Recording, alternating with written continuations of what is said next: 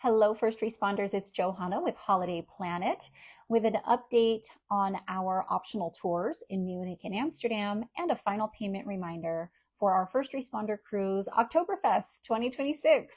And we have some pretty big changes to these tours. So please listen carefully because in both Munich and Amsterdam, we did not necessarily reach our group minimums. Some of the people who had originally RSVP'd for things decided to just go it on their own, and that's perfectly fine. Let me just talk through with you how that affects everybody else. So first of all, in Munich, our Dachau tour to the concentration camp, good to go, confirmed, no problem there. Our Villages of Bavaria tour, the private group tour, will be canceled. We did not get enough people for that one. So instead, I'm going to ask you, please, to be our hero and switch to the Neuschwanstein Castle tour. I believe we only need one more person, but as many as you like could switch from Villages of Bavaria to Neuschwanstein Castle. Tommy and I will be on that tour. We would love to spend the day with you. Please let us know if you would like to make that switch. Otherwise, Irene will be in touch to offer you a different Villages of Bavaria tour through a tour company where you would be joining a small group with other people. It wouldn't be private, it wouldn't be only us, but if that's the tour your heart is set on, we're going to send you an option to still be able to do that.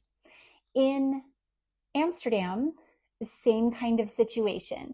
The Jewish Quarter walking tour did not have enough people, so that is the one there that we would really love you to maybe switch to one of the other tours, but if not, Irene is going to send you an option to join a small group public tour for the Jewish Quarter walking tour. Then for both of our day trips outside of Amsterdam, we have almost enough people. I think on one tour we need one more person, and on the other tour we need 3 more people. So if anybody more wants to join, we would really appreciate it. You would be doing us a huge favor. And I also need to provide a clarification on our time in Amsterdam.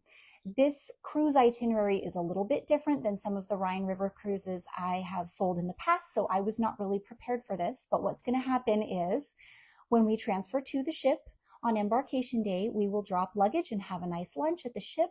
The ship will stay in Amsterdam overnight that night. So we can still go out that afternoon and have another bonus afternoon in Amsterdam. I would highly recommend going to the Van Gogh Museum if you haven't done that yet. Or their Fine Arts Museum, which is right next door. You could make an afternoon of hitting both of those. You could go to one of Amsterdam's famous flea markets, which are full of a bunch of fun vintage finds, or do anything else that your heart is set on in Amsterdam. The next morning, Alma Waterways offers a shore excursion. One of their included excursions is a canal cruise in Amsterdam, and then the whole ship sails away. So we are canceling our wine and cheese canal cruise because it's just too similar. It would have been fun to have it be private just for us.